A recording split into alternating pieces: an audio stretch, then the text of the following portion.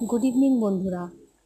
আজ বিশাল মেগামার্টে একটা নতুন হর্সের সফট টয়েস এসছে, সেটাই তোমাদের সাথে আমি শেয়ার করছি। দেখো বন্ধুরা, কি সুন্দর, খুবই সুন্দর। যেমন আমরা গল্পে পড়েছি, এমনকি বইও দেখেছি, পক্ষী রাজা, সেরকম টাইপের হর্স টয়েসে দেখো সফট টয়েসটা খুব সুন্দর।